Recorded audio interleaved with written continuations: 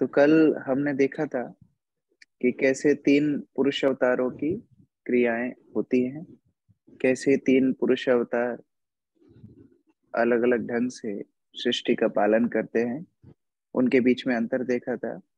और श्रील प्रभुपाद के तात्पर्य में हमने 6 प्रकार के अवतारों का वर्णन देखा था कि किस प्रकार 6 प्रकार के अवतार होते हैं। उनके उदाहरणों पे हमने चर्चा की थी। अभी हम लोग आगे बढ़ रहे हैं 6वें श्लोक से।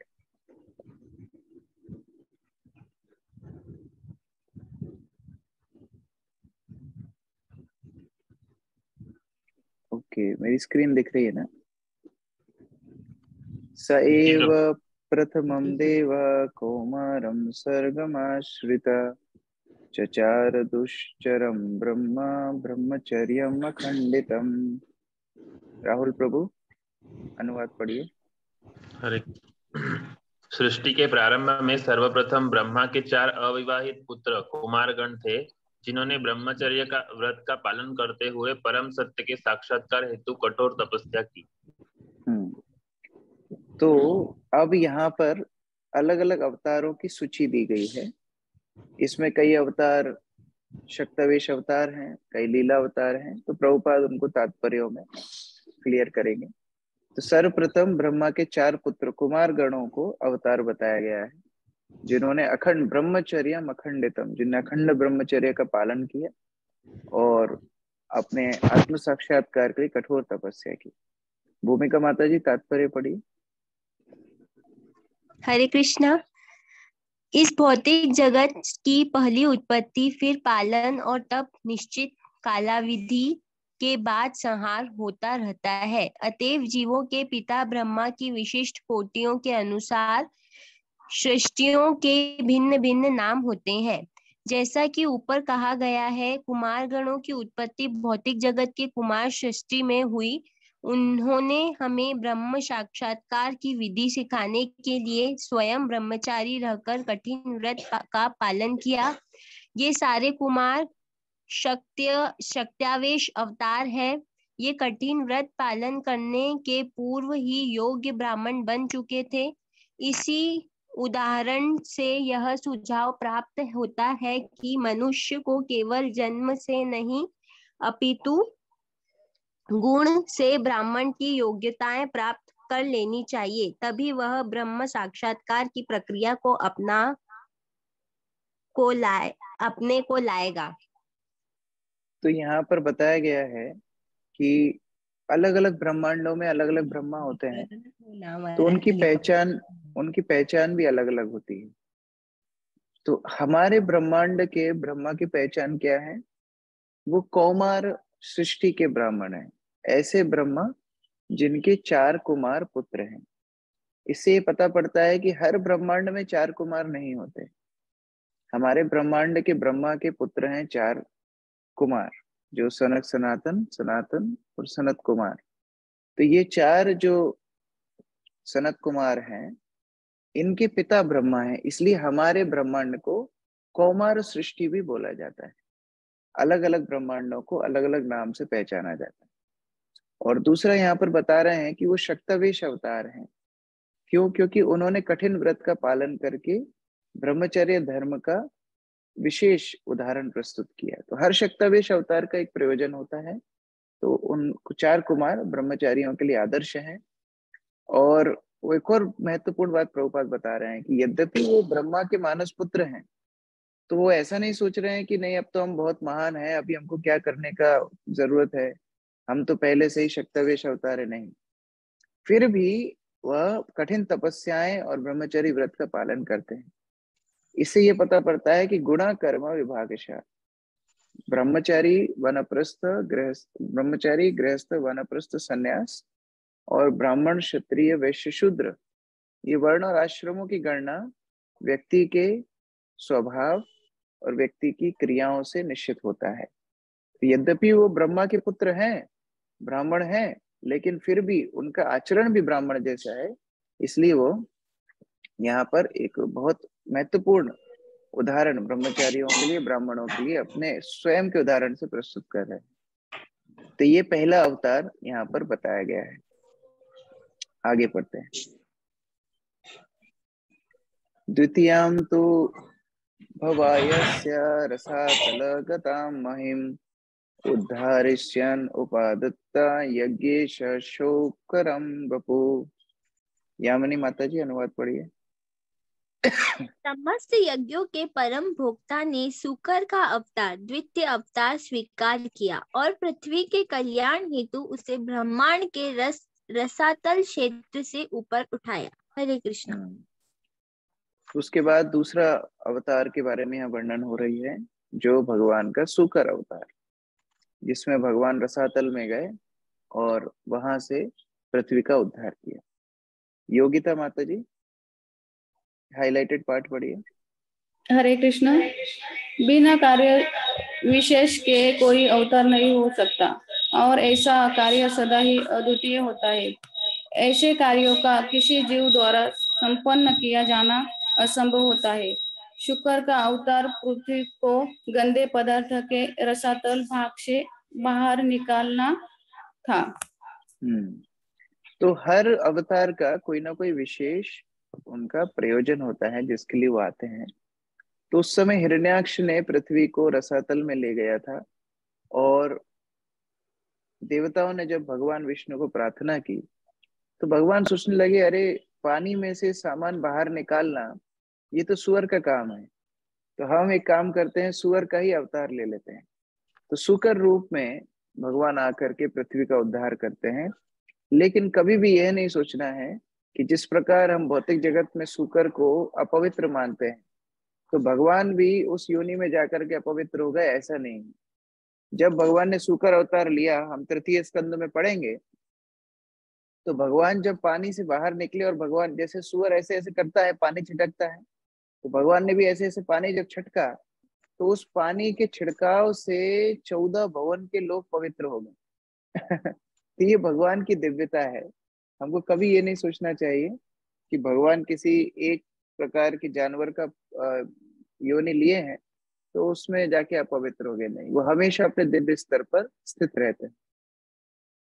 अगला, तृतीयाम ऋषि सर्गम वै देवर्षितवा त्वम उपेत्य स तंत्रम सत्वतम आचष्टा नैष्कर्म्यम कर्मणाम जता। राजीव प्रभु अनुवाद पढ़िए। हरे कृष्णा प्रभु जी, धन्यवाद प्रणाम। ऋषियों के सर्ग में भगवान ने देवर्षि नारद के रूप में, जो देवताओं में महर्षि हैं, तीसरा सत्यावेश अवतार ग्रहण किया। उन्होंने उन वेदों का भाष्य संकलित किया जिनमें भक्ति मिलती है और जो निष्काम कर्म की प्रेरणा प्रदान करते हैं। हरे कृष्ण। तो अच्छा, पिछले उसमें मैं बताना भूल गया, ये वरादेव मैंने पिछली बार बताया था, दो प्रकार से आते हैं। एक कल्प में श्वेत आते हैं, एक कल्प में रक्त वर्ण में आते हैं। तो अभी जो कल्प चल रहा है, भगवान श्वेत वर्ण में आए हैं। इसलिए जब आप कोई भी कर्मकांडी पूजा करते होंगे, उसमें जब संकल्प पंडित कराता है तो वो इसी तरह बोलता है, श्वेत वराह कल्पे। आपको याद होगा, क्योंकि श्वेत वराह देव इस कल्प में आए थे, तो उनके अवतार से ये कल्प जाना जाता है, श्वेत वराह कल्प। भगवान ने देव। तो अगला बताया जा रहा है भगवान का शक्तवेश अवतार तीसरा, जिसमें महर्षि नारद, जो देव ऋषि हैं, देवताओं के बीच में ऋषि हैं, उनके बारे में बताया जा रहा है, और जिन्होंने भक्ति सूत्रों का संकलन किया और व्यक्ति को निष्काम कर्म की प्रेरणा दी। तो इसका तात्पर्य पढ़िए सविता माता जी।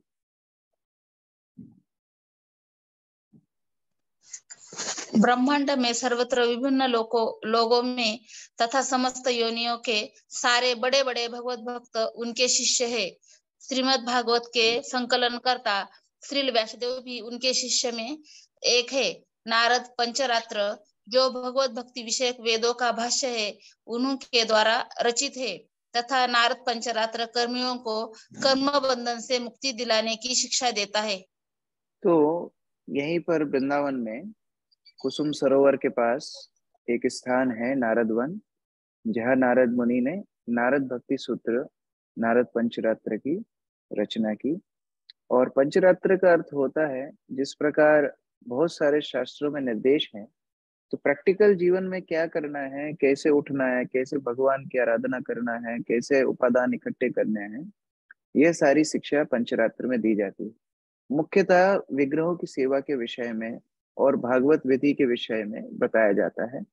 तो इसका संकलन नारद मुनि ने किया, क्योंकि लोग सामान्य अपने कर्म से बहुत आसक्त हैं और कर्म को छोड़ना किसी भी जीवात्मा के लिए संभव नहीं है, ऐसा भगवान भगवद गीता में बताए हुए हैं। तो हम कर्म भी नहीं छोड़ सकते हैं, लेकिन कर्म करने से तो बंधन में पड़ते हैं। तो नारद मुनि ने वेदों से इस प्रकार से संकलन किया है कि किस प्रकार हम हमारे कर्मों को ही शुद्ध कर सकते हैं, और उन कर्मों को अगर कृष्ण के लिए किया जाए तो वह बंधन के कारण नहीं बनते, वो मुक्ति के पथ पर ले जाते हैं। तो उस प्रकार से नारद मुनि ने हमको नारद भक्ति सूत्र दिए। अनीता माता जी, ये लास्ट पैराग्राफ पढ़िए। हरे कृष्णा। श्री नारद इन मूर्ख सकाम कर्मियों को बताते हैं कि किस तरह वास्तविक सुख प्राप्त करना चाहिए। वे संसार के रुग्ण मनुष्यों को निर्देश देते हैं कि किस प्रकार उनके वर्तमान पेशे से उनका आध्यात्मिक उत्थान हो सकता है। वैद्य दूध की बनी वस्तु खाने से अपच से पीड़ित रोगी को दूध से ही बना दही खाने का उपचार बताता है। अतः रोग का कारण तथा उसका उपचार एक ही हो सकता है। तो उपचार करने वाले को नारद के समान ही कुशल वैद्य होना चाहिए। भगवत गीता का भी यही उद्देश्य है कि अपने श्रम के फल से भगवान की सेवा करनी चाहिए। इससे नैष्कर्म या मुक्ति का पद सुलभ हो सकेगा। गीता में भगवान ने नैष्कर्म के बारे में बताया है। नैष्कर्म मतलब जो कर्म जैसा दिखता है लेकिन कर्म का फल नहीं देता है, वह पवित्र होता है। तो ऐसा नैष्कर्म कैसे हो सकता है, कैसे संभव होता है, वह केवल एक निपुण भक्ति शास्त्री ही बता सकता है। नारद मुनि जैसे भक्ति शास्त्रों में निपुण वही नारद मुनि उन्हीं कर्मों को निकाल करके कैसे शुद्ध होना है वह बता देते हैं। प्रभुपाद एक उदाहरण दे रहे हैं। मान लीजिए ज्यादा दूध की मिठाइयां खाने से किसी को अपच हो गई, तो वैद्य उसी दूध से बने हुए दही खाने का उपचार बताता है। दही खाने से पेट शांत हो जाता है। तो उस प्रकार से यद्यपि दही भी दूध का ही बना है, लेकिन वैद्य को पता है कि कौन सा दूध का पदार्थ किस समय में हमारे लिए लाभप्रदायक है। उसी तरह से नारद मुनि ने उन्हीं सकाम कर्मों को लेकर के ऐसे नैष्कर्म कर्म निकाल दिए जिनके द्वारा हम भगवान की अर्चना आराधना कर सकें और मुक्त हो सके। ये भगवान का तीसरा अवतार बताया जा रहा है। आगे, तुर्ये धर्म काल सर्गे नर नारायण ऋषि भूत्वात्मोपेतम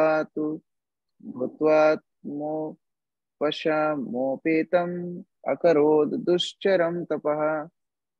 दक्ष प्रभु पढ़िए। चौथे अवतार में भगवान राजा धर्म की पत्नी के जुड़वा पुत्र नर तथा नारायण बने। फिर उन्होंने इंद्रियों को बस में करने के लिए कठिन तथा अनुकरणीय तपस्या की। तो नर नारायण के अवतार के रूप में भगवान का चौथा अवतार हुआ, जहां भगवान ने किस प्रकार कठिन तपस्या करके इंद्रियों को वश में करना है अपने उदाहरण से सिखाया।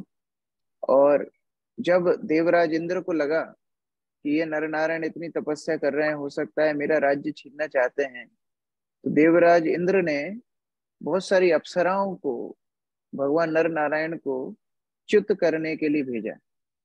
तो नर नारायण उनको देखते हैं अप्सराओं को, और अपनी जांघों से उनसे 1000 गुना ज्यादा सुंदर अप्सराओं को प्रकट कर देते हैं। उर्वशी उनमें से एक है। और फिर बोलते हैं कि जाओ तुम उर्वशी इत्यादियों को इंद्र के लिए गिफ्ट लेके चले जाओ हमारी तरफ से।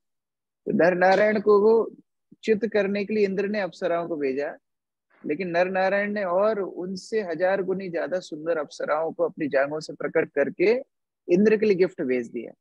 तो तब इंद्र समझ गया नहीं नहीं, हमारे कंपटीशन है ही नहीं, ये तो हमारे प्रभु हैं, हमारे मालिक हैं। ये एकादश स्कंद में ये कथा आती है। तो ये चौथे अवतार भगवान के नर नारायण। पायल माता जी तात्पर्य पढ़े। हरे कृष्ण गुरु। राजा ऋषभ ने अपने पुत्रों को उपदेश दिया था कि भगवान का साक्षात्कार करने के लिए तपस्या ही मनुष्य का एकमात्र कर्तव्य धर्म है।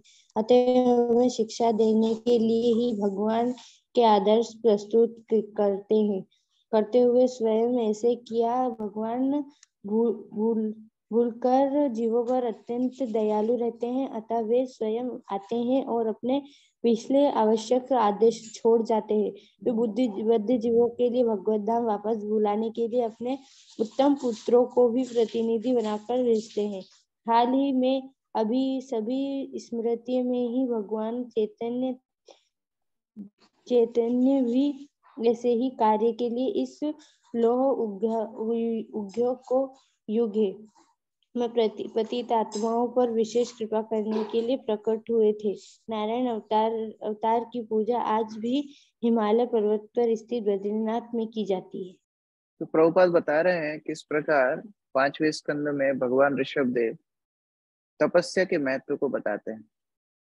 तपस्या करना मनुष्य जीवन के लिए अत्यधिक जरूरी है और उसी को स्थित करने के लिए भगवान स्वयं के उदाहरण से कैसे तपस्या करना चाहिए स्वयं के उदाहरण से सिखाते हैं। ये भगवान की करुणा है। वह चाहते हैं कि सारी जीवात्माएं भगवत धाम वापस आ जाएं, इसलिए वो स्वयं बार बार अवतार लेते हैं, अपने उदाहरणों से सिखाते हैं और अपने प्रतिनिधियों को भी भेजते हैं जैसे जीवात्माएं उनकी भक्ति में संलग्न हो। और वह नर नारायण का अवतार जो हुआ था उनकी पूजा आज भी, जो बद्री विशाल में जाते हैं, बद्रीनाथ में जाते हैं हम लोग तीर्थ यात्रा 4 धाम की, वहां पर नर नारायण की ही आराधना होती है। अगला श्लोक। पंचमा कपिलो नाम सिद्धेशा काल विप्लुतम प्रोवाच सूर्ये संख्यम तत्वग्रामा विनिर्णयम। प्रीति माता जी अनुवाद पढ़िए। हरे कृष्ण प्रभु जी। भगवान श्री कपिल नामक 5वां अवतार सिद्धों में सर्वोपरि है। उन्होंने आसुरी ब्राह्मण को सृष्टिकारी तत्वों तथा सांख्य शास्त्र का भाष्य बताया, क्योंकि काल क्रम से यह ज्ञान विनिष्ट हो चुका था। तो सांख्य योग का भाष्य कपिल मुनि द्वारा 3 स्कंद में हम देखेंगे। सांख्य में 24 तत्व होते हैं, 25वां तत्व आत्मा और 26वां तत्व परमात्मा। तो यह सांख्य योग का विमोचन कपिल मुनि ने 3 स्कंद में किया। जयती राधा माता जी तात्पर्य पढ़िए। हरे कृष्ण प्रभु जी नाम। सृष्टिकारी तत्वों की कुल संख्या 24 है। सांख्य दर्शन में इनमें से प्रत्येक तत्व की विशद व्याख्या की गई। सांख्य दर्शन को यूरोपीय विद्वानों द्वारा सामान्य रूप से तत्व दर्शन कहा जाता है। सांख्य का व्युत्पत्तिपरक अर्थ है जो भौतिक तत्वों के विश्लेषण द्वारा अच्छी तरह से व्याख्या करे। भगवान कपिल ने इसे सर्वप्रथम किया, जिन्हें यहाँ पर 5वां अवतार कहा गया है। तो सांख्य योग अपने आप प्रचार है, वो किया कपिल देव ने 3 स्कंद में विस्तार से। तो ये हम आगे पढ़ेंगे।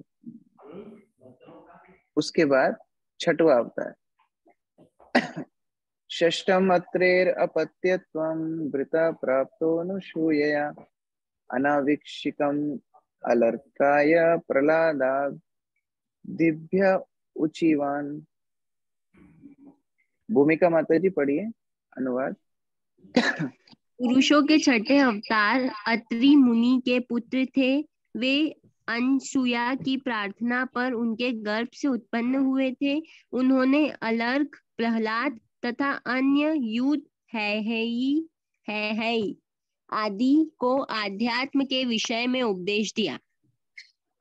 तो 6वें अवतार के बारे में बताया जा रहा है। ये दत्तात्रेय अवतार है। महाराष्ट्र में बहुत इनकी अर्चना होती है। अनुसुईया के पुत्र हैं और इन्होंने आगे 11 स्कंद में अवधूत रूप में प्रहलाद को, यदु को, है को इत्यादियों को उपदेश दिया अध्यात्म के बारे में। तो उस प्रकार से हम इनके बारे में विस्तृत रूप से पढ़ेंगे। बसंत प्रभु तात्पर्य पढ़िए। भगवान ऋषि अत्रि तथा अनसुया के पुत्र दत्तात्रेय के रूप में अवतरित हुए। ब्रह्मांड पुराण में पतिव्रता पत्नी के प्रसंग में भगवान द्वारा दत्तात्रेय के रूप में अवतार लेने की कथा का वर्णन हुआ है। उसमें कहा गया है कि ऋषि अत्रि की पत्नी अनसुया ने ब्रह्मा, विष्णु तथा शिव के समक्ष प्रार्थना की, हे प्रभु, यदि आप मुझ पर प्रसन्न हैं और मुझसे वर मांगने को कहते हैं तो मेरी प्रार्थना है कि आप तीनों मिलकर मेरे पुत्र बने। हरे कृष्ण। उस प्रकार अनुसुईया की प्रार्थना से भगवान ब्रह्मा, विष्णु, महेश तीनों एक साथ दत्तात्रेय के रूप में अवतार लेते हैं। तो ये भगवान का छठवां अवतार के रूप में बताया गया है। तथा सप्तम आकुत्यम रुचेर यज्ञ भया जयता सायमा धै सुरगणैर अपात स्वयंभुवांतरम। यामिनी माता जी पढ़िए। सातवें अवतार प्रजापति रुचि तथा उनकी पत्नी आकुति के पुत्र यज्ञ थे। उन्होंने स्वयंभू मनु के बदलने पर शासन संभाला और अपने पुत्र यम जैसे देवताओं की सहायता प्राप्त की। हरे कृष्ण। तो अगला सातवां अवतार यज्ञ पुरुष के नाम से प्रजापति रुचि और उनकी पत्नी आकुति के पुत्र के रूप में भगवान आए और स्वयंभू मनु को और इत्यादि देवताओं की सहायता की। देवहूति प्रिय माता जी तात्पर्य पढ़िए। हरे कृष्ण प्रभु।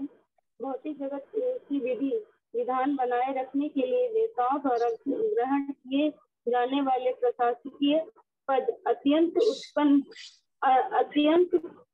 उन्नत पूर्णशाली जीवों को प्रदान किए जाते हैं।